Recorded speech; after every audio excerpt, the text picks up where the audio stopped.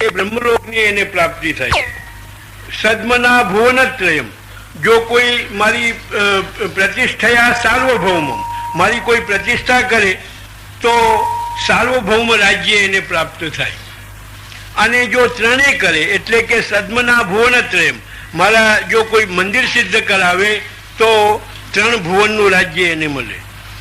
અને જો ત્રણે કરે તો ત્રિભિર મત સામ્યતામિયાત, જો ત્રણે કોઈ કરે તો મત સામ્યતા એટલે મારા જેવું સારૂપ્ય એને પ્રાપ્ત થાય. સારૂપ્ય નામની જે મુક્તિ છે કે ભગવાનના જેવું જ રૂપ એટલે ચતુર્ભુજ સ્વરૂપ જે છે એ પ્રાપ્ત કરે.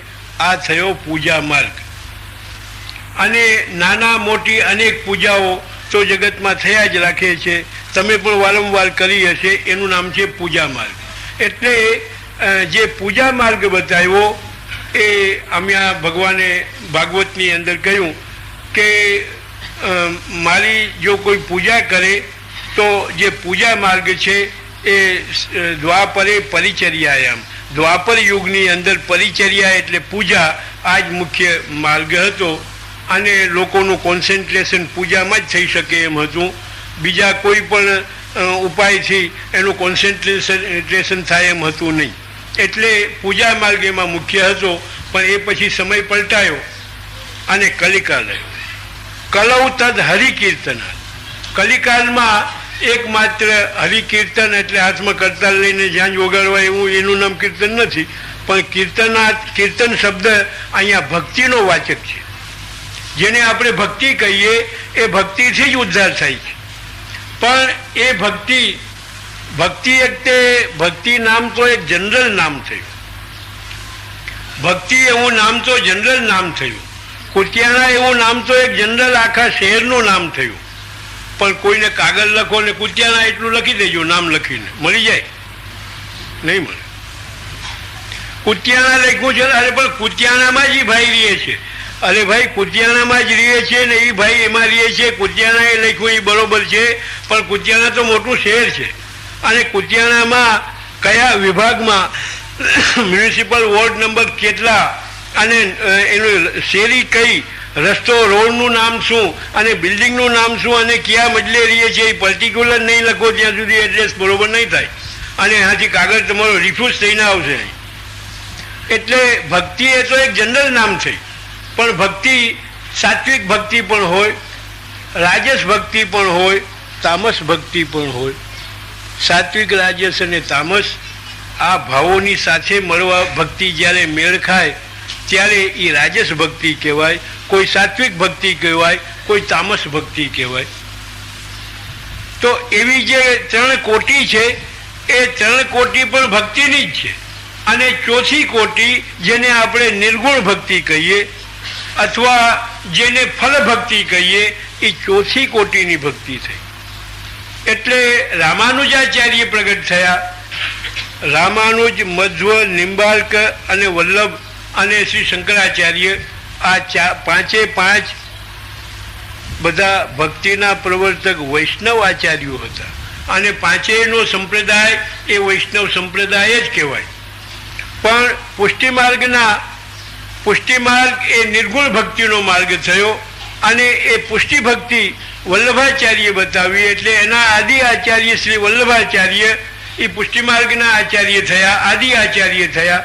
અને એમણે બતાવેલી જે ભક્તિ એ ભક્તિ આપણી નિર્ગુણ ભક્તિ છે, જેને ફલ ભક્તિ કહીએ છીએ. અને મહાપ્રભુજીએ એ માર્ગ નવો પંથ કાઢ્યો નથી. આ પંથ અથવા આ માર્ગ એ માર્ગ પણ નથી, પંથ પણ નથી, પણ સંપ્રદાય છે. અને એ સંપ્રદાય નવો ઉત્પન્ન કર્યો નથી. મતલબ કે વલ્લભાચાર્યની ભેજાની કલ્પના નથી.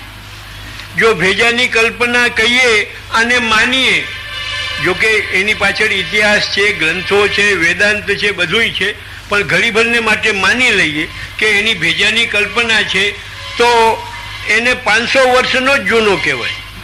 હકીકતમાં પુષ્ટિ ભક્તિ, નિર્ગુણ ભક્તિ એનો ટ્રેસ આઉટ આપણે જો જોવા માગીએ તો ગીતામાં ભગવાને કહ્યું પોતે પોતાના શબ્દોમાં ભક્ત્યાહમેકયા ગ્રાહ્ય, હું એકમાત્ર ભક્તિથી જ લભ્ય છું. નાહમ વેદૈર ન તપસા ન દાને ન ચેજ્યયા શક્ય એવમ વિધો દૃષ્ટુમ દ્રષ્ટવાનસી મામ્યથ.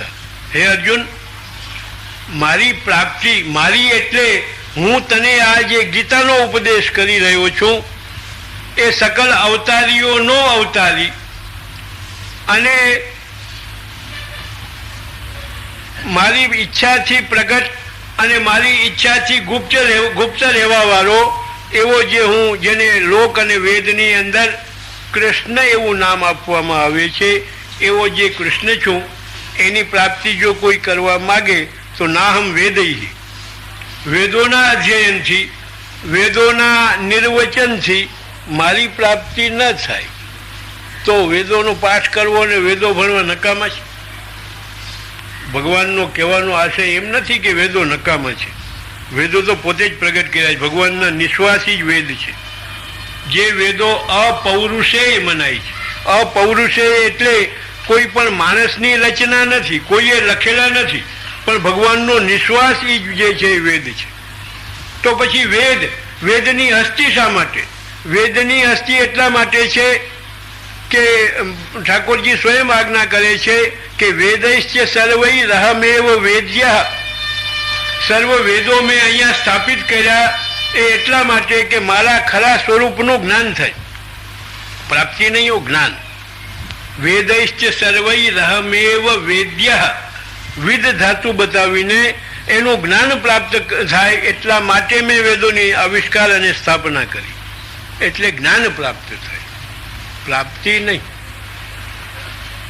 પ્રાપ્તિ નહીં. અહીં બેઠા ભૂગોળ ભણવાથી અમેરિકા ક્યાં આવ્યું એનો કેટલા વર્ગ માઇલ વિગ્રહમાં એનું જે છે ઘેરાવો છે, એનું પોપ્યુલેશન કેવું છે, એના મોટા મોટા શહેરો કેટલા છે, એનું પોપ્યુલેશન કેટલું, એમાં કલ્ટિવેશન શું થાય છે, એનું ઔદ્યોગિક પ્રોડક્શન શું છે, ઉદ્યોગો કેટલા છે, કેવા છે, સાયન્ટિફિક એડવાન્સમેન્ટ કેટલું છે અને આર્થિક જે આય વ્યય કેટલું છે એનું, આ બધું તમને ખબર પડે. પણ અમેરિકા સાક્ષાતનું જ્ઞાન નહીં થાય. કોઈ ફોટો તમને બતાવે તો તમને ખબર નથી ક્યાંનું છે. હમણાં તમે વર્ણન કરી ગયા ને એનો જ આ અમેરિકાનો ફોટો છે તો ગશે, એમને ખબર નથી, અમે જોયું નથી. એને જ્ઞાન માત્ર થયું છે, સાક્ષાત્કાર થયો નથી. એટલે જ્ઞાન કરતા સાક્ષાત્કાર, એટલે જ્ઞાન બે જાતનું છે, એક સાક્ષાત જ્ઞાન અને એક પરોક્ષ જ્ઞાન. એ પરોક્ષ જ્ઞાન થાય છે, સાક્ષાત જ્ઞાન થતું નથી. એ જ ભગવાન ગીતામાં પોતાના મુખ્ય આજ્ઞા કરે છે કે ના હમ વેદૈ. વેદથી ન થતું હોય તો કંઈ નહીં, બીજી તપશ્ચર્યાઓ ઘણી છે. અરે કેટલી તપશ્ચર્યાઓ શાસ્ત્રોમાં બતાવી છે કે આ તપશ્ચર્યા કરે તો આ ફળ મળે, આ તપશ્ચર્યા કરે તો આ ફળ મળે. અમારા ઋષિકુળની અંદર ઉત્પન્ન થનારા જે ઋષિઓ છે, જેમાં 7 મુખ્ય આવે. પ્રતિ યુગની અંદર 7 ઋષિઓ તો હોય જ, કોકમાં ઓછા હોય, કોકમાં વધુ હોય, પણ સિરિયલ લગભગ 7ની હોય છે. અને એ 7ઓએ તપશ્ચર્યા દ્વારા ઘણી સિદ્ધિઓ પ્રાપ્ત કરી છે.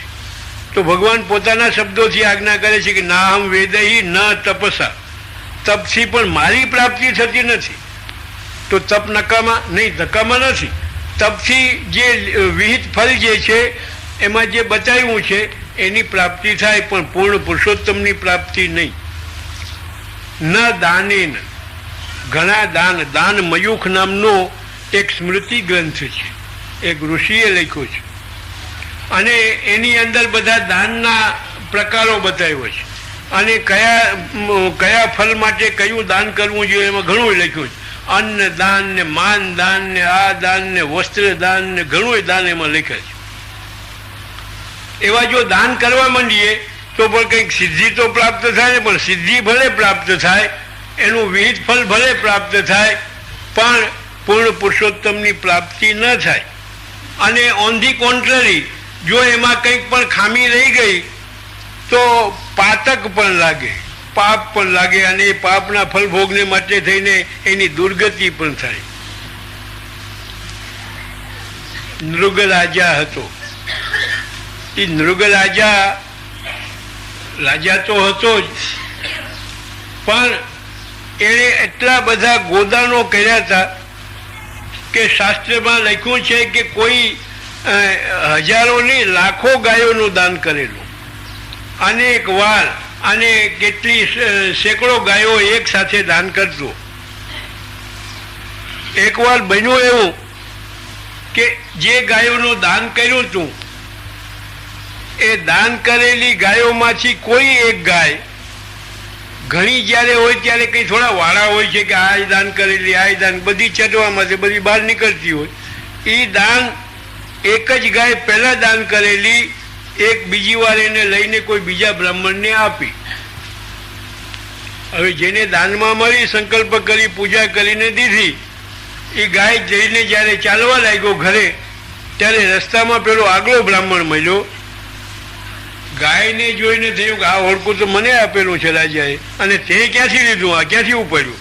ભાઈ મેં લીધું કે ઉપાડ્યું નથી, મારી મરજીથી લીધું નથી, મને દાનમાં મળ્યું. હાથ હાથ, તને ક્યાંથી દાનમાં મળે?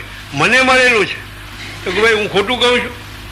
હું જૂઠું કહેતો નથી કે આ ગાય તો મને દાનમાં આપી છે, હમણાં હું લઈને ચાલ્યો છું. રાજાએ પૂજા કરી, મારી પૂજા કરી, ગાયની પૂજા કરી અને સંકલ્પ કરીને મને આ દાનમાં આપી છે, હું ઘરે લઈ જાઉં છું. તો કે નહીં, મને આપેલી છે, મારી ગાય છે. તો કે ભાઈ મને આપી છે તું તારી કે હું કઈ રીતે માનું? આ ગાય મારી છે. તો કે નહીં, મારી છે. બે ઝઘડ્યા, ઝઘડતા ઝઘડતા મારપીટ સુધી આવી ગયા. પછી કે જ્યારે પક્ષકારો છે કોઈ નિર્ણય કરી શકે નહીં, ન્યાય મેળવવા માટે એક ત્રીજો વ્યક્તિ જોઈએ, મધ્યસ્થી બનાવવી જોઈએ. ચાલો રાજા પાસે, આપણે જેણે આપી છે એની જ પાસે ચાલો, ન્યાય આપણો ન્યાય થાય. ગયા રાજા આ બધી વાત સાંભળીને ક્ષોભીલો પડી ગયો કે ભાઈ ભૂલ તો થઈ ગઈ, બહુ ભૂલ થઈ. ગાય મેં આ પહેલા દાનમાં આને આપેલી, આ એ વાત કરે છે સાચી, મેં આપી હતી, અને મારા ભૂલથી એ ગાય લઈને મેં તને બીજી વાર દાનમાં આપી. તો કે શું બીજી વાર એક વાર લઈ લ્યો અને દાનમાં બીજાને દઈ દો, એનું કેટલું દુષ્પરિણામ આવે છે ખબર છે? તો કે હું જાણું છું, શાસ્ત્ર હું ભણ્યો છું કે એકવાર જે દાન આપ્યું એ દાન લઈ લેવું પાછું, એ એક પાપ થયું, અને એનાથી અધિક બીજું પાપ એ થયું કે એ આપેલા દાનને બીજાને દાનમાં આપી દેવું, એ બીજું પાપ થયું. એટલે મહા અનર્થ થયો. તો કે એનું પરિણામ શું આવે ખબર છે? તો કે આ અમુક જાતના નર્કમાં જ મારે પડવું પડે. બિચારો ગળગળો થઈ ગયો, રડવા લાગ્યો. ઓલા આસામીને સમજાયો આ બ્રાહ્મણને કે ભાઈ તમે મારાથી ભૂલથી આ દાન થઈ ગઈ છે, આને મેં બીજી વાર દાન કરી છે, હવે એને લઈ જવા દે. તને એક ગાયની ખોટ પડી ને, એ ગાયના બદલામાં તું કે એ દક્ષિણા તને દઈ દઉં. તો ઘાટ, એ શું વાત કરે? મારે તો એ જે આપી હતી ગાય એ જ દાનમાં જોઈએ. અચ્છા, એ ઉકાસ તો બંધ થયો. ઓલા બીજાને સમજાયો કે ભાઈ તને આ ગાય જે મેં તને આપી, પણ આ છે એને આપેલી ગાય, એટલે હકીકતમાં માલિકી એ બ્રાહ્મણની છે, એટલે તું એને પાછી દઈ દે એટલે આ ક્લેશ પૂરો થાય, ઝઘડો પૂરો થાય. તો કે તો પછી હું? તો કે હું તને બીજી ગાય આપું, પછી તને વાંધો શું? ગાય સાથે ગાય તને બીજી મળી જાય પછી શું હરકત છે? હાટ હાટ, આવી જાતના કામ કરે છે, આવા દાન કરે છે કે એકવાર ઓને દઈ દીધી ને પછી લઈ લીધી ને પછી બીજાને વળગાડી દીધી ને. હું એ વાતમાં સંમત નથી. મારે નથી જોતી ગાય કે નથી જોતા પૈસા, મારે એ નહીં, આ ને આ ગાય હું લઈ જવાનો છું, મારા હાથમાં જ છે હજી નાડો. એને કહ્યું કે ભાઈ એમ ન કરો, અને કંઈક તમે સમજી જાઓ, તને એક ગાયના બદલે ગાય ના આપો પણ બીજી તને 100 ગાય આપો. બોલ છે રાજી? એ ગાય દઈ દે અને એ એક ગાયના બદલે તને હું 100 ગાય આપું. એ વાત નહીં, 100 ગાય હું 1000 ગાય આપતો હોય, મારે બીજી ન જોઈએ. મારે તો આ ને આ ગાય ત્યાં આપી શું કરવા મને? તો કે એ મારી ભૂલ થઈ, આપી તને. હવે એ ભૂલ તો હું એકલા કરું છું કે મારી ભૂલ થઈ ગઈ, પણ હવે આનો કોઈ નિવેડો? રાજાએ બે બ્રાહ્મણોના દંડવત પ્રણામ કર્યા સાક્ષાત ભૂમિ ઉપર લોટીને કે તમે ભૂદેવો, મારાથી જે આ પાપ થઈ ગયું છે એ પાપનો ફલ ભોગવવા માટે મારે નર્કમાં જ જવું પડશે, એમાં તો છૂટકો નથી.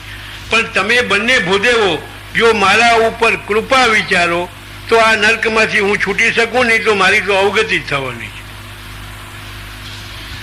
પણ ઓલા બે ભૂદેવોમાં કૃપા હતી જ નહીં.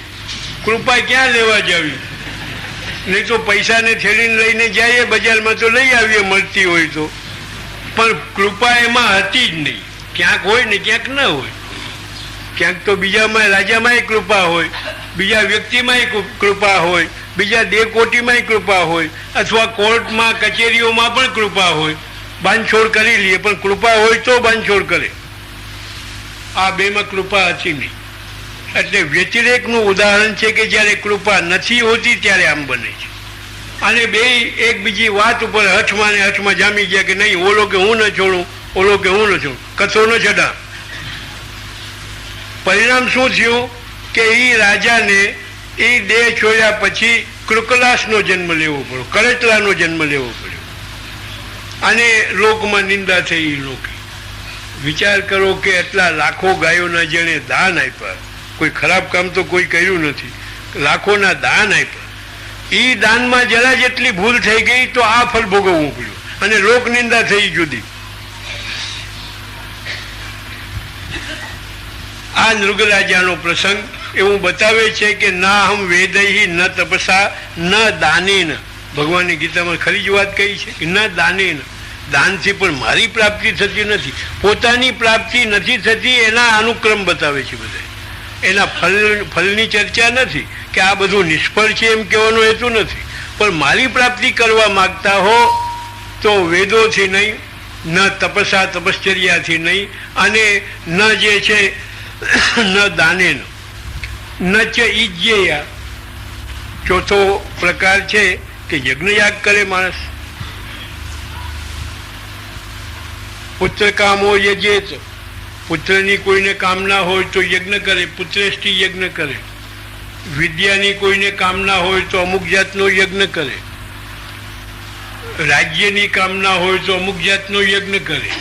સ્વર્ગની કામના હોય તો અમુક યજ્ઞ કરે, અને અમુક મોક્ષની કામના હોય તો અમુક જાતનો યજ્ઞ કરે. યજ્ઞો વૈ વિષ્ણુ, યજ્ઞ એ જ વિષ્ણુ છે. એટલે યજ્ઞો એ પણ એક સાધન થયા, પણ ભગવાન આજ્ઞા કરે છે કે એ બધા ફળ માટે ભલે એ સાધન હોય પણ મારા માટે નહીં. એક રાજા હતા પૃથુ રાજા, એને એટલા યજ્ઞો કર્યા હતા કે શાસ્ત્ર બતાવે છે કે ભૂમિમાં કોઈ એવો ભાગ નહોતો કે જ્યાં અગ્નિના ડાઘ ન હોય, એટલા યજ્ઞો કર્યા. અને આપણા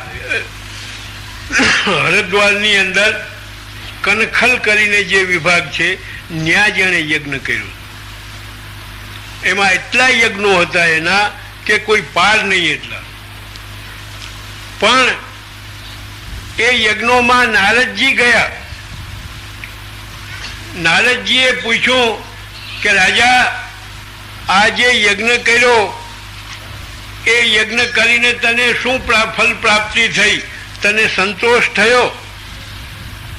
તું સિન્સિયરલી વાત કરજે, હું તને ઉપદેશ દેવા માટે આવ્યો છું. રાજાએ કહ્યું કે મેં ઘણી જાતના યજ્ઞો કર્યા છે, શ્રૌત પ્રકારના યજ્ઞો પણ કર્યા છે, સ્માર્ત યજ્ઞો તો મેં પાર વિનાના કર્યા છે, અને હજી પણ આ એક મહાયજ્ઞ મેં શરૂ કર્યો હતો અને હમણાં જ પૂર્ણ થયો. પણ આપ બતાવો છો અને પૂછો છો એ રીતે મને આત્મસંતોષ થયો નથી. જે આત્મસંતોષ થવો જોઈએ એક જુદી વસ્તુ છે. એક માણસ કોઈ કલા શીખે, પેઇન્ટિંગ શીખે, અને બહુ ધ્યાનપૂર્વક સુંદર રીતે એક પેઇન્ટિંગ તૈયાર કરે, એ પેઇન્ટિંગને જોઈને કોઈ વાહ એમ ન કહે, કોઈ એપ્રેસિએશન ન કરતું હોય તો એ આર્ટિસ્ટને કેવો ખેદ થાય ખબર છે? એ આર્ટિસ્ટ તમે બનો તો તમને ખબર પડે કે ધીસ પીપલ હેઝ નો એપ્રેસિએશન. આને તો કંઈ કદર જ નથી. એનું મોડેલિંગ કેવું છે, એમાં શું ભાવો વ્યક્ત કર્યા છે, કેવા કલર્સ છે, કેવી આકૃતિ છે, અને શું એમાં ભાવો છે, આ બધું જો ન સમજતો હોય એ એને એપ્રેસિએટ શું કરે? એટલે રાજાએ એમ કહ્યું કે તમે કહો છો એ રીતે મને સંતોષ થયો નથી. તો કે તો સંતોષ થાય એવું લાગે છે? તો કે એ તો મને કંઈ ખબર નથી. તો કે તો યજ્ઞો શા માટે કરે છે? તો કે ભગવાને મને આપ્યો છે, જે સંપત્તિ આપી છે એ સંપત્તિના સદુપયોગને માટે હું યજ્ઞો કરું છું. બધા આવાહિત દેવોનું એમાં આવાહન થાય છે, પ્રતિષ્ઠા થાય છે. બ્રહ્માદિ દેવો, વરુણ વગેરે, દિક્પાલો વગેરે, એની આહુતિઓ દેવાય છે. એને પણ આહુતિ મળે, એ પણ પ્રસન્ન થાય અને તે એક એક યજ્ઞનું ફળ પણ મને પ્રાપ્ત થાય. તો કે એમ તારે યજ્ઞનું પરિણામ જોવું છે? તો કે હા. આંખો મીચી જા, આંખો બંધ કરાવી, પછી કહ્યું કે હવે આંખો ખોલ. આંખો ખોલી તો બધા પશુઓ દેખાણા. બધા આ શું? તો કે આ બધા પશુઓ જે યજ્ઞોમાં તે હોમ કર્યા હતા, માર્યા હતા, એ આ બધા પશુઓ છે. તો કે એ શા માટે ઊભા છે? તારા મરવાની રાહ જોઈને ઊભા છે કે આ મરે એટલે અમે આને મારીએ. તો કે આટલા બધા? હા, આટલા બધા. તે જેટલા પશુઓ માર્યા છે એ વેર લેવા માટે થઈને સામા ઊભા છે. હવે બોલ, તારે કેટલા જન્મ લેવા છે? એક એક પશુઓ મારશે અને બીજો જન્મ, પછી ત્રીજો, પછી ચોથો. એ યજ્ઞોનું ફળ ભોગવવાનું તો પછી છે, પણ આ બધા આટલા જન્મો લેવા પડશે. તો કે હું તો ગભરાઈ ગયો મહારાજ. હે ભક્તરાજ, આમાંથી મને આપ કેમે છોડાવશો? સન્માર્ગ બતાવો. તો કે આ યજ્ઞો, સકામ યજ્ઞો બધા બંધ કર. આ બધા બંધ કર અને પ્રભુની ભક્તિ કર. ભક્તિ વિના તારો ઉદ્ધાર નહીં થાય, અને નહીં તો જન્મ મરણ થયા જ કરવાના છે. ગીતામાં ભગવાને પણ અર્જુનને લક્ષ્ય કરીને એ જ વાત બતાવી કે યજ્ઞૈરિષ્ટ્વા સ્વર્ગતિમ પ્રાર્થયન્તે તે તમ ભુક્ત્વા સ્વર્ગલોકમ વિશાલમ ક્ષીણે પુણ્યે મત્યલોકમ વિશંતે ગતાગતમ કામ કામા લભંતે. સ્વર્ગમાં પુણ્ય કરવા, સ્વર્ગમાં જવું, ત્યાં સ્વર્ગમાં પુણ્યનો ભોગ કરવો, એ પુણ્ય ખલાસ થાય એટલે ફરી પાછું અહીંયા આવવું, અહીંયા જન્મ લેવો. આ જન્મ અને મરણ ચાલ્યા જ રાખવાનું છે. That will never and. કોઈ દિવસ આમાં આ ચક્કરમાંથી તું છૂટીશ નહીં. તો કે તો શું કરવું જોઈએ? તો કે તું ભગવત ભક્તિ કર. ભક્તિથી જ તારો ઉદ્ધાર થશે. એટલે એવી જાતની જે ભક્તિ છે એ ભક્તિ કરવાથી જ ઠાકોરજી બતાવે છે કે ભક્તિથી જ મારી પ્રાપ્તિ થાય છે. નાહમ વેદૈ ન તપસા ન દાને ન ચેજ્યયા શક્ય એવમ વિદો દુષ્ટમ દુષ્ટવા નથી મામ્યતા. મને તેમ જોયો, મને જે રીતે જોયો, જે માર્ગથી તે મને પ્રાપ્ત કર્યો, એ રીતે મારી પ્રાપ્તિ થઈ શકે એમ છે. એટલે શ્રદ્ધયા આત્મા પ્રિય થતા મારી ભક્તિ જે છે એ ભક્ત્યાહ મેં કયા ગ્રાહ્ય, એક ભક્તિથી જ મારી પ્રાપ્તિ થઈ શકે છે. અને મારી જે અનન્ય ભક્તિ છે એ અનન્ય ભક્તિથી જ મારી પ્રાપ્તિ થઈ શકે છે. એવા હજારો વખત ગીતાની અંદર ભગવાને અર્જુનને લક્ષ્ય કરી અને આખા બોળા ભક્ત સમાજને પોતાની પ્રાપ્તિનો ઉપાય એમાં બતાવ્યો. ભાગવતમાં પણ એ જ બતાવ્યું અને ઉપનિષદો પણ એ વાત કરે છે કે એ રીતે ભક્તિ સિવાય પૂર્ણ પુરુષોત્તમની પ્રાપ્તિ એ થતી નથી. એટલે ભક્તિનો માર્ગ બતાવવા માટે રામાનુજાચાર્ય પ્રગટ થયા. પણ એ સાત્વિક ભક્તિ હતી, કોકની તામસ ભક્તિ હતી, કોઈની રાજસ ભક્તિ હતી, અને નિર્ગુણ ભક્તિ શ્રી વલ્લભાચાર્યએ પ્રગટ થઈને આપણને બતાવી. એટલે એ ભક્તિમાં સેવા અને સ્મરણ આ બે મુખ્ય કર્તવ્ય તરીકે આપણને પ્રાપ્ત થાય છે. લોકો આજે એક તર્ક કરે છે કે અમુક મંત્રનો જપ તો અમે ઘણો કર્યો, ઘણી માળા ફેરવી, પણ કંઈ ફળ મળ્યું નહીં. કંટાળીને અમે છોડી દીધું કે હવે આ મૂકોને માળા. અમે ફલાણા સ્તોત્રનો કે ભાગવતનો કે આ પાઠ અમને ઘણાએ બહુ બતાવ્યો, એટલે ઘણા મહિનાઓ સુધી અમે કર્યો, પણ આખર એનાથી કંઈ મળ્યું નહીં. ઉલટાની દિવાળું કાઢવું પડ્યું, પાઠ કરવા છતાં દિવાળું કાઢવું પડ્યું. એટલે પરિણામમાં અમે પાઠ પણ છોડી દીધા, એમાંથી કંઈ વળતું નથી. તો કે આ દેવદર્શન નહીં, દેવદર્શન કરવા મૂકી દીધા. દેવદર્શન કરવાનો નિયમ લીધો, એની પહેલા તો વેપડો સારો ચાલતો હતો, પણ જ્યારથી દર્શન કરવાનો નિયમ લીધો ત્યારથી જ ભાવ ગગડવા જ માંડ્યા, કે રોજ ગગડવા માંડ્યા. હવે તો હું ગાંડા થઈ જવા જેવો થઈ ગયો એટલે મેં બધું બંધ કરી દીધું. આ એક આપણી તાસીર છે, આપણી એક તાસીર છે. આજે આપણામાં આ યુગની અંદર જો મહત પરિવર્તન જો કોઈ થયું હોય તો બે વાતનું પરિવર્તન થયું છે. અને એ પરિવર્તન એ છે કે એક તો શ્રદ્ધા નથી અને બીજું ધૈર્ય નથી.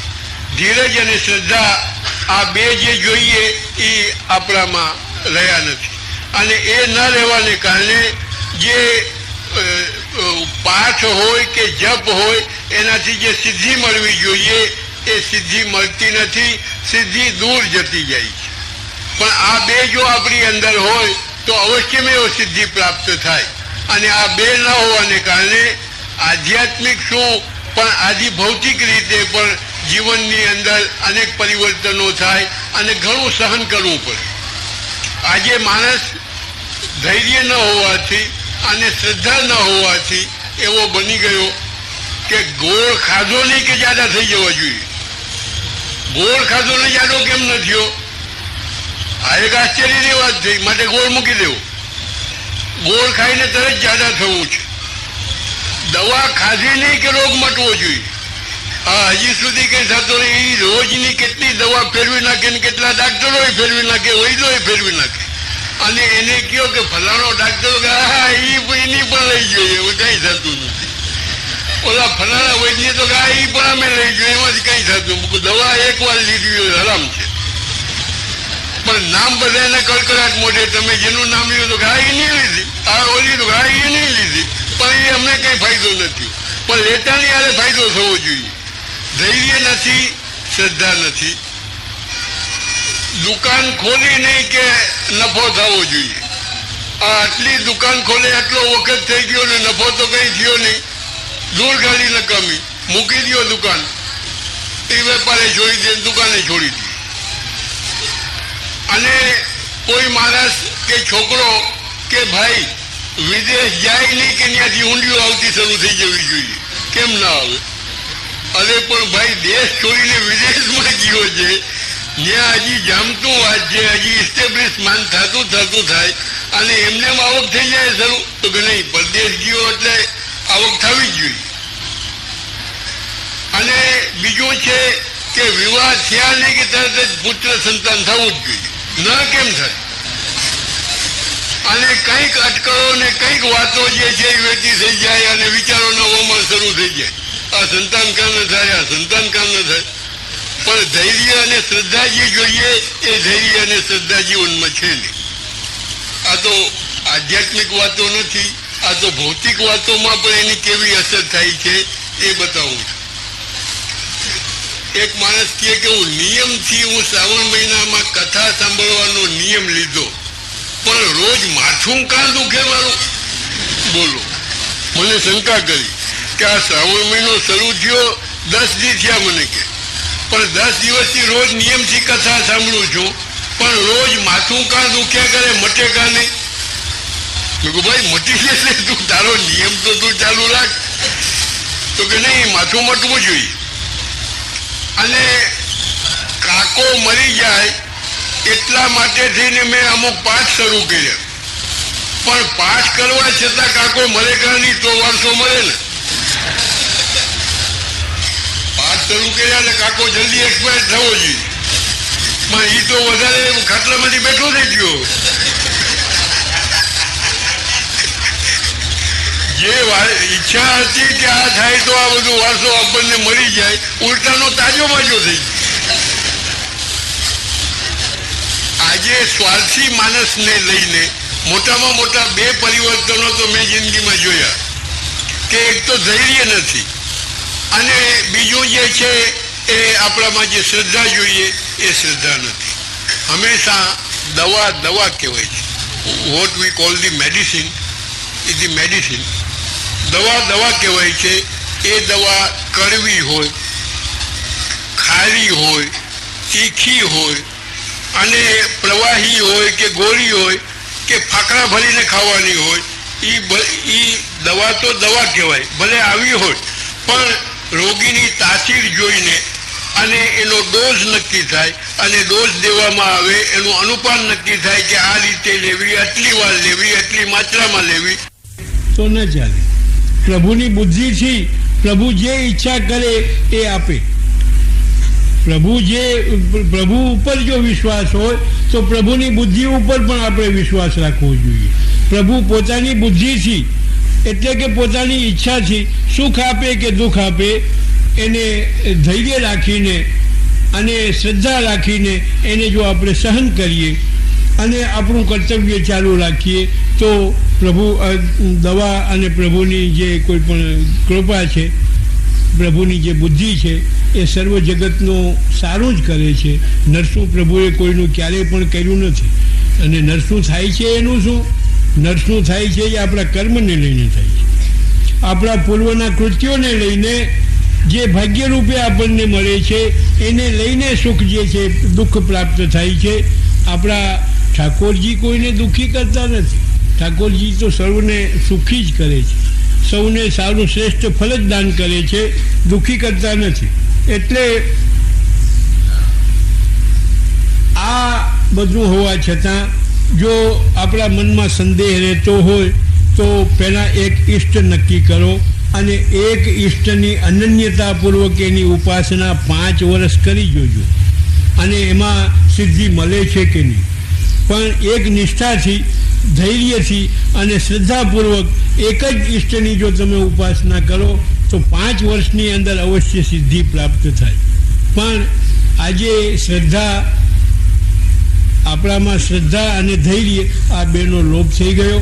માટે જ મહાપ્રભુજીએ વિવેક ધૈર્યાશ્રય નામનો એક સ્વતંત્ર ગ્રંથ લખ્યો જે 16 ગ્રંથોમાંનો એક ગ્રંથ છે. અને એમાં સાયકોલોજીકલી અને શાસ્ત્રીય રીતે એમાં આપણને એવી લ્યુસિડલી વૈષ્ણવતા આપણામાં કેમ આવે, વૈષ્ણવતાનું ફળ કેમ મળે, એને માટે સુંદર ગાઈડન્સ વૈષ્ણવો માટે આપી કે વિવેકસ્તુ હરિ સર્વમ નિજે છાતક કરીષ્યતિ. વિવેક, ધૈર્ય અને આશ્રય એ ફલ છે. પણ એ આશ્રય મળી જાય તો ફલ જ મળી ગયું. પણ એ આશ્રયને પ્રાપ્ત કરવા માટે વિવેક અને ધૈર્ય એના 2 સાધન છે. એ વિવેક અને ધૈર્ય આપણા જીવનમાં આવવા જોઈએ અને એ જો 2 આવે તો આપણા જીવનમાં વૈષ્ણવતા આવે અને વૈષ્ણવતાથી જ જે છે એ સુખની પ્રાપ્તિ થાય, આનંદની પ્રાપ્તિ થાય અને ઠાકોરજીની પણ પ્રાપ્તિ થાય. આ આપણું જે છે એ કર્તવ્ય. કલીની અંદર સર્વશ્રેષ્ઠ એવો જે ધર્મ છે એ ધર્મ કયો? ધર્મોની તો ભરમાર ચાલી છે, કાઉન્ટલેસ, કોઈ ગણ્યા ન ગણાય એટલા ધર્મો અને એકબીજાના પ્રચારો. કહેવું ન જોઈએ પણ એ પ્રચારો પણ વ્યાપારિક પ્રચારો જેવા. એડવર્ટાઇઝમેન્ટમાં પોતાના માલના જ વખાણ હોય અને એ સાચા હોય કે કેમ એ તો એ પ્રોડ્યુસરોને ખબર પડે, પણ પોતાના જ માલના વખાણ હોય. એક દવાવાળે જાહેરાત આપી, મને વાંચીને બહુ હસવું આવ્યું.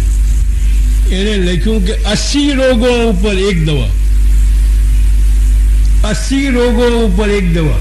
80 રોગ ઉપર અમારી આ એક જ દવા છે અને એ ખિસ્સામાં તમે રાખો એટલે બિલકુલ નિર્ભય બની જાઓ, કોઈ રોગ તમને ન થાય. આશ્ચર્ય છે. 80 રોગો અને એને જોડે એક જ દવા કરી દે, સરપ્રાઈઝ. એટલે આ જાતનો જે પ્રચાર છે એ પ્રચાર ઉપર જે ચાલતા હોય એવું જાણે આપણને લાગતું રહીએ અને એમાં એ બધું સમજીને, સાંભળીને, જોઈને એક કોમ્પ્લેક્સ પેદા થાય કે આમાં ખરો માર્ગ કયો, ખરો સંપ્રદાય કયો કે જેના દ્વારા આપણા જીવનની ઉત્કર્ષ થાય, જીવનનો ભૌતિક અને આધ્યાત્મિક બંનેમાં આપણને શુભ ફળ પ્રાપ્ત થાય અને એનાથી પણ વધારે નિર્ગુણ કોટીના જે જીવો છે એને પૂર્ણ પુરુષોત્તમની પ્રાપ્તિ થાય એવો માર્ગ કયો? આ એક શંકા જરૂર થાય. અને એમાં જો સુંદર શ્રેષ્ઠ માર્ગ કોઈ હોય તો એ છે નિર્ગુણ ભક્તિ અથવા મર્યાદા ભક્તિ. બેમાંથી ગમે તે ભક્તિની જો પસંદગી થાય તો આ યુગની અંદર ઉદ્ધારનો માર્ગ માત્ર એક ભક્તિ છે. એમાં અધિકાર જરૂર કામ કરે છે. મર્યાદાનો અધિકાર હોય તો મર્યાદા ભક્તિથી એનો ઉદ્ધાર થાય છે, અને જો નિર્ગુણ ભક્તિનો અધિકારી હોય તો નિર્ગુણ ભક્તિ કરવાથી એની જે છે એ પ્રાપ્તિ થાય છે. ઈસુ ખ્રિસ્તે પણ એટલે ઈસાઈઓમાં પણ ભક્તિનું નામ એ લોકો પણ લેવા માંડ્યા કે અમારા ઈસુ ભગવાને પણ ભક્તિનો જ ઉપદેશ કર્યો છે. અને એણે એક ઠેકાણે કહ્યું છે બાઇબલમાં કે જે કોઈ પણ મારી પછવાડે આવવા માંગતો હોય આવી શકે છે.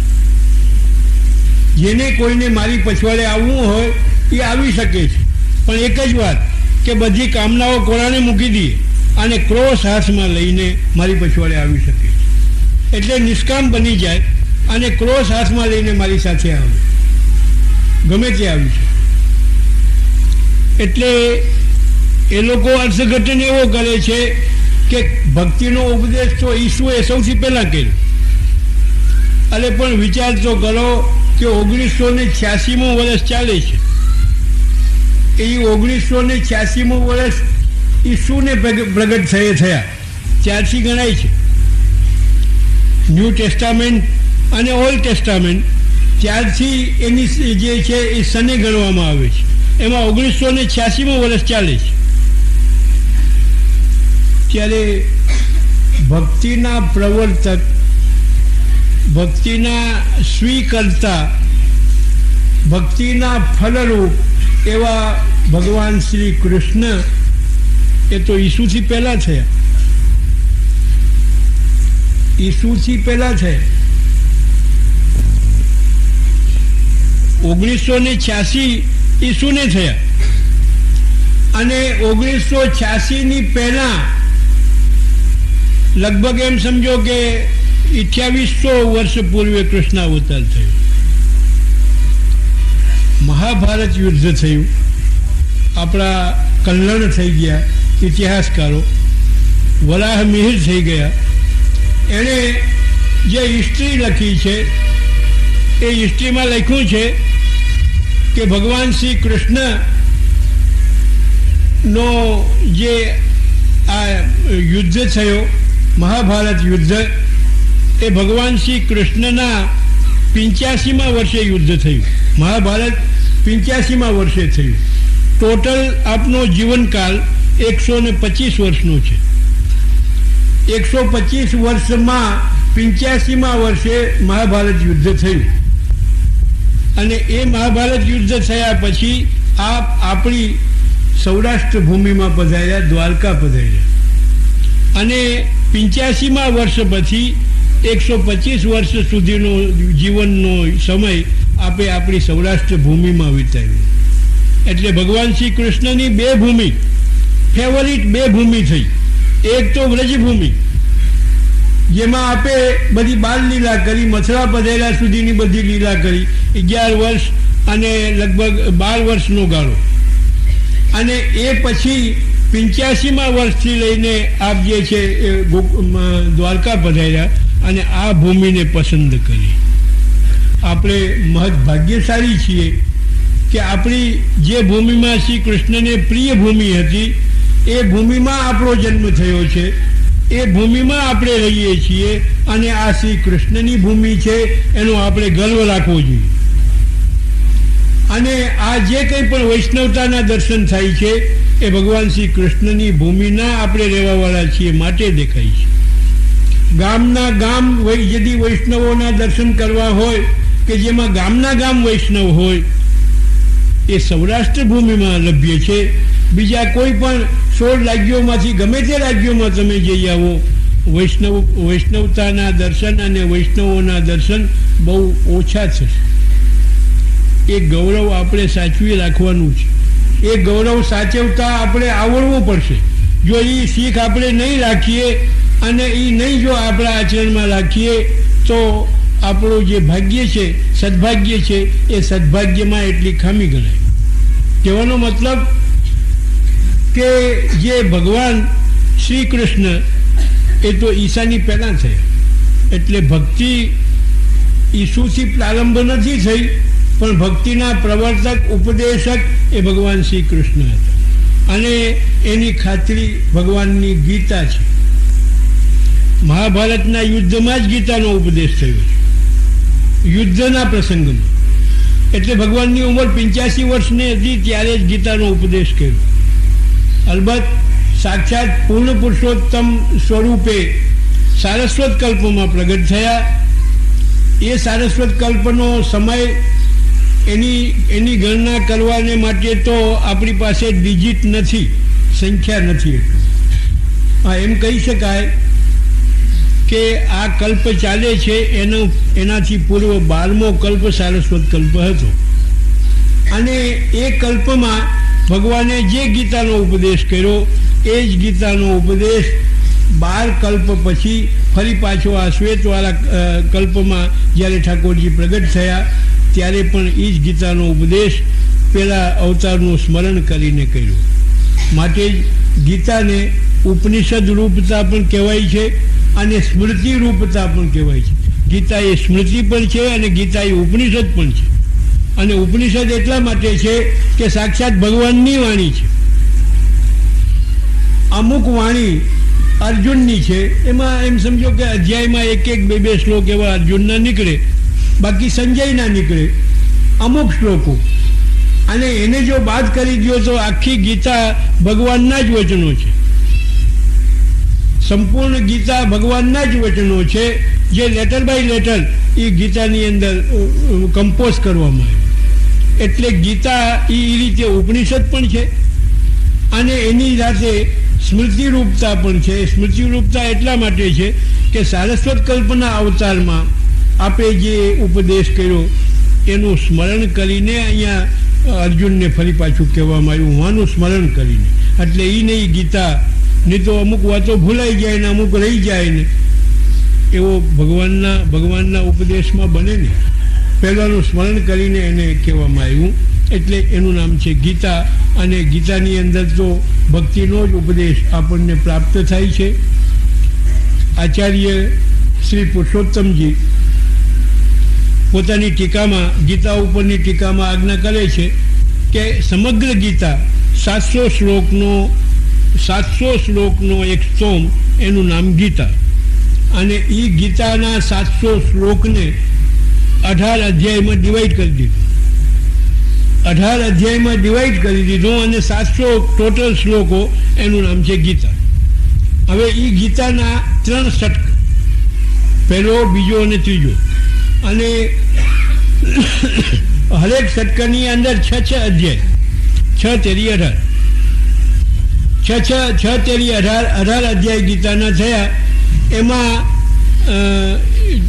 એક પહેલાં જે છે સૂત્રાત્મક, પછી વૃત્યાત્મક અને પછી ભાષ્યાત્મક. ભક્તિ જ બતાવી છે. ભક્તિ અને પ્રપત્તિ આ બેનો જ ઉપદેશ એમાં કર્યો છે. મુખ્ય ઉપદેશ ભક્તિનો કરવો છે. અને જે ભક્તિ ન બની શકતી હોય એના માટે પ્રપત્તિ એટલે કે શરણ. પૃથક શરણ માર્ગોપદેશતા, મહાપ્રભુજી માટે પણ કહ્યું છે કે પૃથક શરણ એટલે નિર્ગુણ ભક્તિનું જે શરણ છે એ નિર્ગુણ શરણ ભક્તિના ઉપદેશ કરવાવાળા એવા શ્રી વલ્લભ, એવા જે છે એ પૃથક શરણ. એટલે એક તો પ્રપત્તિ અને એક ભક્તિ. આનો ઉપદેશ સમગ્ર ગીતામાં કર્યું છે. પણ એ કયો એ રીતે કે પહેલા ષટકમાં, પહેલા 6 અધ્યાયમાં સૂત્ર રૂપે કહ્યું છે. સૂક્ષ્મ સૂત્ર રૂપે. જેમ મંત્રો અમુક વર્ણના જ હોય છે ને, પંચાક્ષર, અષ્ટાક્ષર, ષડાક્ષર. ઓમ વિષ્ણવે નમઃ 6 અક્ષર જ છે એમાં. ઓમ નમો ભગવતે વાસુદેવાય 12 અક્ષર છે. એટલે સૂત્રાત્મક રીતે 6 અધ્યાયમાં ભક્તિ અને પ્રપત્તિ બતાવી. આગળ વૃત્યાત્મક બીજા ષટકમાં, એટલે 7 થી 12માં વૃત્તિ રૂપે કહ્યું. એટલે કે એનાથી જરા વિસ્તારપૂર્વક કહ્યું. પણ એ વિસ્તારપૂર્વક એટલા માટે કે 12 ફેરવીને પ્રપત્તિ અને ભક્તિ ઉપર લઈ આવ્યો. કારણ કે એનો માઇન્ડ તો ડોળાઈ ગયેલું હતું અને એ ડોળેલા માઇન્ડને કોન્સન્ટ્રેટ કરવાને માટે જુદી જુદી રીતે એને સમજાવવો પડે. એ સમજાવવા માટે સાંખ્ય છે ને યોગ છે ને આ છે ને તે છે ને એમ બધું સમજાવી અને એના ઉપર લઈ આવ્યા. એક વસ્તુ બતાવવી હોય આકાશમાં કે આ ફલાણો તારો કયો, તો કહેવાય કે જો આ દિશામાં 10-12 તારાનું ઝુમખું દેખાય છે ને, તો આપણે કહીએ કે હા. તો એ ઝુમખાની બિલકુલ સામે આમ જમણી બાજુ જો, એટલે ઓલું ડાબી બાજુ આ જમણી બાજુ, આની બિલકુલ સામે આ બાજુ જો, ત્યાં એક મોટો તારો ઊંચો દેખાય છે કે નહીં, તો કે હા એ દેખાય. એની નીચે બરોબર એક ઝાંખો તારો દેખાય, તો કે હા એ દેખાય, તો કે હા એ ફલાણો તારો. બોલો, એક જઈયો ઝાંખો તારો નાનો બતાવવો છે, એને માટે અહીંયાનો એક સ્ટોન બતાવ્યો, એની સામેની સાઈડ બતાવી, એની સામેમાં એક તેજસ્વી તારો બતાવ્યો, અને એની નીચે એક ઝાંખો તારો બતાવ્યો. એને સમજતો પડી ને. જો સીધો બતાવી કે આ ઝાંખો તારો, તો એ ખબર નહીં કયો તારો, એને બરોબર ધ્યાનમાં બેસે નહીં. એમ નૃત્યાત્મક કહ્યું. અને છેવટે 13 લઈને 18 સુધીના જે ત્રીજો ષટક છે એમાં ભાષ્યાત્મક કહ્યું. ખૂબ સુંદર રીતે ભાષ્યમાં વિસ્તારથી એનું વર્ણન કર્યું, જેનો એક શ્લોક હમણાં હું કહી ગયો કે નાહમ વેદૈર ન તપસા ન દાને ન ચેજ્યયા શક્ય એવમ વિધો દૃષ્ટમ દ્રષ્ટવાન સીમામ્યથા. તે મને જે મારી પ્રાપ્તિ કરી, એટલે કે તું એટલા માટે મારી પ્રાપ્તિ થઈ કે તું પુષ્ટિ ભક્ત ખરો, પણ પુષ્ટિ ભક્તિની અંદર મર્યાદા ભક્તિનું મિશ્રણ છે. એટલે પુષ્ટિ મર્યાદા ભક્ત છો, અને પુષ્ટિ મર્યાદા ભક્ત હોવા સાથે મારી સાથે દૈહિક સંબંધથી સંકળાયેલો છે. તારા કુલમાં મારો જન્મ થયો છે, કૃષ્ણ જન્મ તારા કુલમાં થયો છે, અને આપણે બે સાથે રહેવાવાળા મિત્રો છીએ. પણ મિત્રો હોવાથી એમાં મર્યાદાનું જે મિશ્રણ છે, એ મર્યાદાના મિશ્રણને લઈને કિંચિત ડિસ્ટન્સ રહી ગયું. અને એ ડિસ્ટન્સ એટલા માટે રહ્યું કે ભગવાન પાસે ભગવાનનો મિત્ર હતો, પુષ્ટિ ભક્ત પણ હતો, ભગવાનનો મિત્ર પણ હતો. પણ આટલું હોવા છતાં ભગવાનને રસ હંકાવડાયો. ભગવાનની પાસે રસ હંકાવડાયો. જે વ્રજ ભક્તોએ એમ કહ્યું કે જો યા તનકી ત્વચા કાઢી કે જો કોઈ દુંદુભી સજઈ તો લાલ લાલ હી બજઈ. ઉદ્ધવજીએ પૂછ્યું કે તમે ભગવાનને કેવા ચાહો છો? અરે કેવા ચાહો છો એમ પૂછો છો? જો અમારે શરીરનું ચામડું ઉધેડીને અને એ ચામડામાંથી જો કોઈ ઢોલ કે નગારું બનાવે, અને એ ઢોલ કે નગારું જો કોઈ પીટીને વગાડવામાં આવે, તો એમાંથી લાલ લાલ એટલે ઠાકોરજીનું જ નામ બહાર આવવાનું છે. બીજો કોઈ શબ્દ કે બીજો કોઈ શબ્દ તમારા સંભળાશે નહીં. ચામડામાંથી, મરી ગયેલા ચામડામાંથી. નગારા અને ઢોલના ચામડાઓ જે છે મરી ગયેલા ઢોલમાંથી જ બને છે, પણ એમાં તો તમે જે વગાડવા માંગો એ બને, જે તાલ વગાડવા માંગો એ નીકળે, ખાલી અને ભરી પણ નીકળે. પણ આમાં અમારા ચામડામાંથી જો કોઈ પણ મઢ થાય અને જો બજાવવામાં આવે, તો ભગવાન સિવાય બીજું નામ નહીં નીકળે. આ નિર્ગુણ ભક્તિ છે. અને આ પુષ્ટિ ભક્તિ ખરી, પણ એમાં મર્યાદાનું મિશ્રણ હોવાથી ભગવાન પાસે રથ હંકાવડાયો, અને ભગવાનને વાં લઈ ગયા ને યુદ્ધમાં જે છે હેરાન કર્યા, ને અનેક સવાલો પેદા કર્યા, અનેક 18 અધ્યાયની ગીતાનો ઉપદેશ કરાયો. 18 અધ્યાયની ગીતાનો ઉપદેશ કરતા કેટલો ટાઈમ ગયો હોય, જરા વિચાર કરો. તો એ રીતે જે ભક્તિ છે એ ભક્તિ અદ્વૈત ભક્તિ એ નિર્ગુણ ભક્તિ છે, જેમાં ભગવાન અને જીવ એ બેની એકતા થાય છે. એકતા એટલે જે દ્વૈત ભાવ છે એ દ્વૈત ભાવ ચાલ્યો જાય ને એક થઈ જાય. એક કવિએ કહ્યું છે કે એક ઉમેરો એકમાં તો દુનિયા કહે બે. આ હિસાબ કરવાવાળાને પૂછો, એકમાં એક ઉમેરાય તો શું થાય? ફલ શું આવે? બે. એક ઉમેરો એકમાં તો દુનિયા કહે બે. પણ અહીં સરવાળો સ્નેહનો બે ને કહેતો એક. આ સ્નેહનો સરવાળો છે, વ્યાપારનો સરવાળો નથી, ભક્તિનો સરવાળો છે. અને એ ભક્તિમાં એકને એક જો ઉમેરો, એકમાં એક ઉમેરો તો બે ન થાય, એક થાય, એક જ થઈ જાય, દ્વૈત ન રહીએ. અને એ અદ્વૈત ભક્તિ આપણને મહાપ્રભુજીએ બતાવી. અને એ મહાપ્રભુજીએ એકતા માટેનો વધારેમાં વધારે સુગમ જો કોઈ ભક્તિ હોય તો એ નિર્ગુણ ભક્તિ છે. અને એ નિર્ગુણ ભક્તિ જેમાં આત્મસમર્પણ કરવામાં આવે છે. અને એ આત્મસમર્પણ નવધા ભક્તિમાં પણ કહ્યું છે. શ્રવણમ કીર્તનમ વિષ્ણોહો સ્મરણમ પાદસેવનમ અર્ચનમ વંદનમ દાસ્યમ સખ્યમ આત્મનિવેદનમ, આ 9 પ્રકારની ભક્તિ છે. અને એમાં 9મી ભક્તિ એ આત્મનિવેદન ભક્તિ છે. રવા દો ભાઈ, રવા દો, વચમાં દોડધામ નહીં કરો, મારો પગ તો એવો છે જ.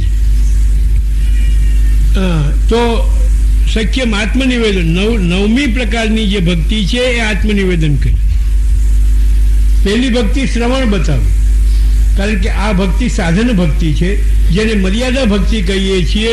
એ શ્રવણમ કીર્તન નવધા ભક્તિ એ ભક્તિ છે, પણ એમાં સ્નેહ મુખ્ય નથી, વિધિ મુખ્ય છે. એનું નામ છે નવધા ભક્તિ. જેમાં વિધિ મુખ્ય હોય અને જે ભક્તિ કરવામાં આવે અને એ ભક્તિના અનુક્રમમાં શ્રવણ પહેરવું હોય. શ્રવણ પરીક્ષિત સુખ કરી કીર્તન, એક એક ભક્તિ જેને સાધી છે એના નામ પણ ભક્તમાલમાં છે કે શ્રવણ પરીક્ષિત સુખ કરી કીર્તન. શ્રવણ ભક્તિ જો કોઈ કરી હોય તો પરીક્ષિત રાજાએ કરી, એના જેવી શ્રવણ ભક્તિ કોઈએ નથી કરી. પણ થોડુંક મર્યાદાનું મિશ્રણ હતું. પરીક્ષિત એ મર્યાદા પુષ્ટિ ભક્ત હતું, એટલે મુખ્ય મર્યાદા અને એમાં પુષ્ટિનું મિશ્રણ. અને પુષ્ટિનું મિશ્રણ હોવાથી એણે એક પ્રશ્ન કર્યો કે ભગવાન શ્રી કૃષ્ણની જ લીલા અને એના સ્વરૂપનું મને વર્ણન કરો, એ મારે સાંભળવું છે, બીજું કંઈ સાંભળવું નથી. જ્યાં કંઈ વેદ અને ઉપનિષદોની ચર્ચા એણે કરી નથી. સુખદેવજી જેવા મળ્યા એ એટલા માટે મળ્યા કે આવો અધિકારી એટલે કે મર્યાદા પુષ્ટિ જીવ હતો ત્યારે તો એને સમાગમ થયું, નહીં તો સુખદેવજી એને ત્યાં ક્યાંથી. અને એ પણ કેવા સમયમાં કે જ્યારે 7 દિવસમાં એને સર્પ કરડે એવો શ્રાપ લાગ્યો, તો એ શ્રાપના પીરિયડમાં સુખદેવજી મળ્યા. અને એ સુખદેવજીને બોલાવવા નહોતો ગયો, ત્યાં તેવડું નહોતું મોકલ્યું કે તમને પરીક્ષિત રાજા બોલાવે છે, આવી છે એમને. અને એ પણ ગંગાના કિનારાઓ, એને બધું રાજપાટ બધું છોડી દઈને ગંગાના કિનારા આવીને એને પકડી લીધો કે અહીંયા જ આપણે તો આપણું જીવન ભલે અહીં પડી જાય પણ અહીંયા જ રહેવું છે. ખાવું પીવું બધું છોડી દીધું. અને ઓન ધી કોન્ટ્રરી ભાગવતમાં સુખદેવજીને કહ્યું કે તમે જે મને કથા કરો છો એ કથા સાંભળતા સાંભળતા મને ભૂખ લાગતી નથી, મને તરસ લાગતી નથી. એટલે વેદાંતની ભાષામાં તમને કહું તો આપણો જે કારણ શરીર છે, જેમાં આનંદ સ્થિતિ કરે છે, એ કારણ શરીરમાં આપણા દેહ અને ઇન્દ્રિય ચિત્ત બુદ્ધિ મન અને અહંકાર આ બધા એમાં ઉતરી જાય છે. કેમાં? આનંદમય શરીરમાં, લિંગ શરીરમાં પ્રવિષ્ટ થઈ જાય છે. એટલે એનો જે કોન્ટેક્ટ છે એ કોન્ટેક્ટ એના ઇન્દ્રિયો અને ભૌતિક જે જગત છે, સંસાર છે, એની અંદરથી આઉટ ઓફ કોન્ટેક્ટ થઈ જાય છે, કેવલ એમાં ઉતરી જાય છે. એટલે બહારનો કોન્ટેક્ટ એને રહેતો નથી. અને એ ન રહેવાને કારણે એને ભૂખ લાગતી નથી, તરસ લાગતી નથી, દેહના ધર્મો જેવા કે ઊંઘ વગેરે એ આવતી નથી, આંખો ખુલ્લીને ખુલ્લી રહે છે. અને એક એક અક્ષર સુખદેવજીના મોઢામાંથી પડે છે એ સાંભળવા માટે ઉત્સુક હોય છે. આ કેમ બને? ગાંડો થઈ ગયો હશે એમ કે કો, ગાંડો થઈ ગયો હશે. ગાંડો નથી થયો, જીવતો છે ને બરોબર બાકી સમજવાળો છે. આપણી દશા પણ એવી થાય છે, પણ આપણે પારખતા નથી આવડતી. આપણી દશા પણ ઘણી વાર એવી થઈ જાય છે કે ખાવું પીવું બધું ભૂલી જઈએ છીએ, દેહનું ભાન પણ ભૂલી જઈએ છીએ, ચીજ વસ્તુઓ પણ ભૂલી જઈએ છીએ. એવી દશા થાય તો કે ના ના એ વાત ખોટી, એવો કોઈ ગાંડો થયો હોય તો ભલે. ગાંડોની સાજા તાજાની વાત કરું તમને. એક સટોડિયાનો દાખલો આપું. સટ્ટા બજારમાં જો કે હમણાં ઓછું થઈ ગયું, કા બંધ થવાની તૈયારી છે. પણ સટ્ટા બજારમાં જે ભાવોની ઉથલ પાથલ થાય મોટી, એ વખતે એ સટોડિયાને દેહનું ભાન ન હોય, ના ખાવા પીવાનું ભાન હોય, ને કંઈ ઘરના ભલે ખાઈ સાંધી રાંધીને રાખી મૂકે, રાત પડી જાય પણ એને ફુરસત ન હોય, ખાવાની પીવાની કંઈ ફુરસત ન હોય, હરિયા હરી હોય, ટોપી ક્યાંક પડી હોય, કોટ ક્યાંક પડ્યો હોય, દોડા દોડી ચંપલ ક્યાંક પડ્યા હોય, એને કંઈ ભાન હોતું નથી. કારણ કે એની ચિત્તની વૃત્તિઓ એ ભાવની અંદર જ સંલગ્ન છે, એની અંદર જ સંલગ્ન. ખાવું પીવું ઊંઘવું કરવું બધું નિદ્રા વિદ્રા બધું હરામ થઈ જાય. જે માણસને વર્ષો પછી વૃદ્ધાવસ્થા આવે ત્યારે જઈને જો એને સંતાન થાય તો એનો હલખ માતો ન હોય ક્યાંય, એ જમીન ઉપર ન ચાલે, અધર ચાલતો હોય, અને એનું દેહનું ભાન પણ ભૂલી જાય, પોતાની આર્થિક સ્થિતિ કેવી છે એ પણ ભૂલી જાય, રાજપાટમાં આવી જાય, લઈ લ્યો જે જોઈએ તે લઈ લ્યો. એટલે એ એક દશા એવી છે કે જેમાં ચિત્તની વૃત્તિઓ આપણા લિંગ શરીરની અંદર જઈને સમાવિષ્ટ થઈ જાય છે. પછી ભલે અહીંયાની આ વસ્તુઓ તો તાત્કાલિક અસર કરે છે, તાત્કાલિક અસર કરે છે, થોડાક સમયમાં પાછો એને ભાન પણ આવી જાય, જાગૃત થઈ જાય, પણ થોડા સમય માટે જે દશા થાય છે એ મેં કહી. અને એ સમય પૂરતું લિંગ શરીરમાં જ્યારે આત્મા એનો વિલીન બની જાય, ચિત્તની વૃત્તિઓ, ત્યારે ભૌતિક દેહથી એનો કોન્ટેક્ટ જે છે મટી જાય. એટલે એવી દશા, અને એ જ દશા જેને આપણે સમાધિ કહીએ છીએ, યોગની સમાધિ, એમાં પણ એ જ વૃત્તિ છે કે આપણી ચિત્તની વૃત્તિઓ જે એક બિંદુ છે, એ બિંદુની અંદર અભ્યાસ દ્વારા, વિવેક અને અભ્યાસ દ્વારા ધીરે ધીરે એવો અભ્યાસ સિદ્ધ થઈ જાય કે એ બિંદુમાં જઈને લીન બની જાય. એટલે ભૌતિક કોન્ટેક્ટ એનો ડિસ્કોન્ટેક્ટ થઈ જાય. અહીંયાથી આની પિન કાઢી નાખવામાં આવે, ડિસ્કોન્ટેક્ટ થઈ જાય એટલે બધું બંધ, એમ્પ્લીફાયર એ બંધ, માઇક્રોફોન એ બંધ, લાઉડસ્પીકર એ બંધ, બધું આખું યુનિટ બંધ થઈ જાય, કોન્ટેક્ટ કપાઈ ગયું. એટલે એ રીતે યોગની જે સમાધિ છે એ સમાધિમાં પણ એ જ વૃત્તિ છે, એના અભ્યાસ દ્વારા એનું કોન્સન્ટ્રેશન એમાં થાય છે. એટલે એ રીતે જે આપણો જે ભક્તિ છે એ ભક્તિમાં નવધા ભક્તિ એ મર્યાદા ભક્તિ થઈ, પણ એ નવે નવ પ્રકારની ભક્તિ સ્નેહ સાથે કરવામાં આવે, અને એમાં એ સ્નેહ સાથેની નવધા ભક્તિ કરવા માટે આત્મસમર્પણ એ સૌથી પહેલાં કરવામાં આવે, અને એ કર્યા પછી જો આ નવ પ્રકારની ભક્તિનું આચરણ કરવામાં આવે અને ભાવપૂર્વક, તો એનું નામ, એના દ્વારા એક જુદી પ્રકારની ભક્તિ જાગૃત થાય, જેનું નામ છે નિર્ગુણ ભક્તિ, બીજું નામ છે પુષ્ટિ ભક્તિ, ત્રીજું નામ છે ફલ ભક્તિ.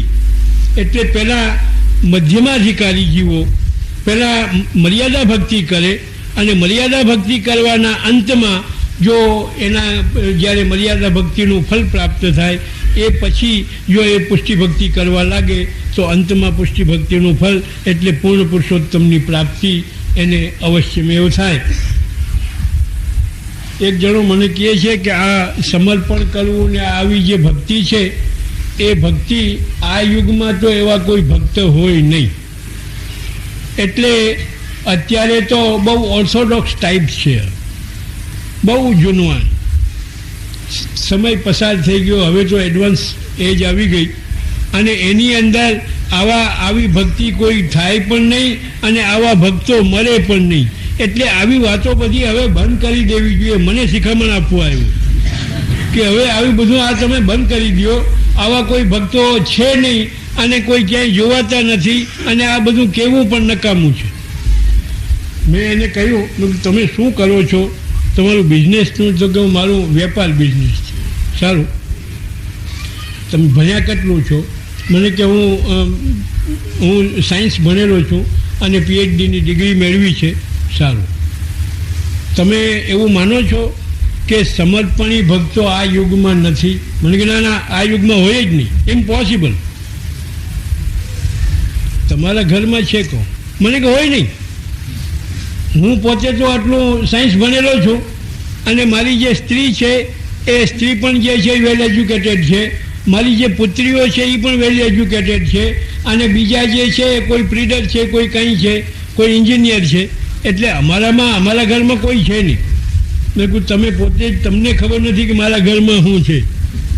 તમારા ઘરમાં સમર્પણી ભક્તો છે, સમર્પણી ભક્તો તમારા ઘરમાં છે, એની તમને જ ખબર નથી. મને કે હોય ને ઇમ્પોસિબલ. મેં કીધું તો હું તમને બતાવું. તમારી માતા